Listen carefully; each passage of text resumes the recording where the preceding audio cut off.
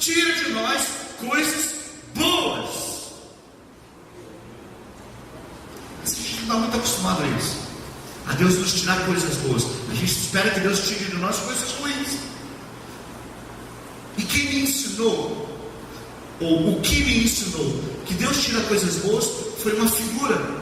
A figura que eu li num texto, foi até um texto não evangélico, foi um texto, acho que uma poesia, não sei, falando sobre o jardineiro fazendo a poda de uma planta, de uma árvore. E me chamou a atenção que no momento da poda, ele tira folhas boas, para que a árvore cresça com força, para que o galho fique mais fortalecido, para que ele dê fruto, mais fruto, muito fruto. Ele poda.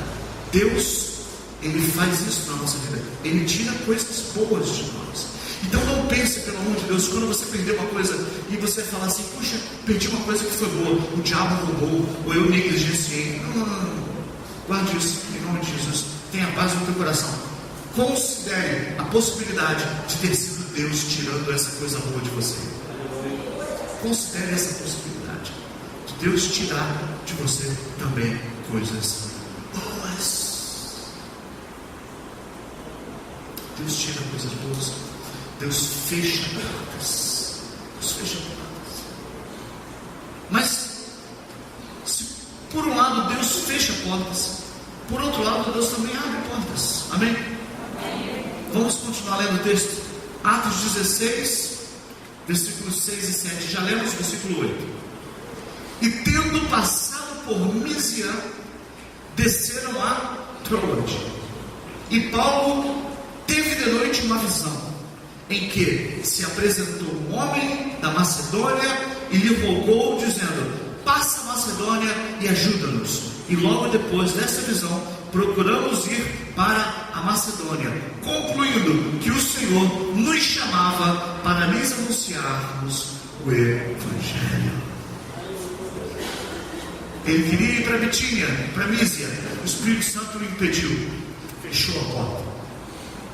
Mas em seguida, Paulo tem uma noite se passou, mais de 24 horas. Aí Paulo tem uma visão, e a visão é de um homem que chega para ele e fala: passa a Macedônia e ajuda-nos. E ele acordou e entendeu que aquela mensagem era de Deus e foi a Macedônia. E Deus abriu todas as portas. Deus escancarou a facilidade para ir para a Macedônia. Diga comigo: Deus fecha portas, mas Deus também abre outras portas. Deus abre portas. Deus fecha portas. Deus abre portas. Ele é soberano. A Ele a glória, a Ele o louvor, a Ele a graça. Agora muita atenção. Paulo queria ir para Mísia e para Bitínia.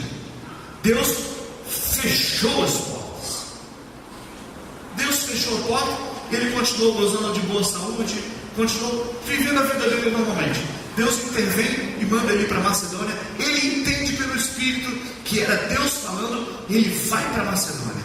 Se você ler a história depois de Macedônia, o que acontece com Paulo, ele apanha tanto que ele fica jogado na estrada. Os irmãos vão lá buscar ele, cuidam dele e pegam ele como um morto no meio da estrada.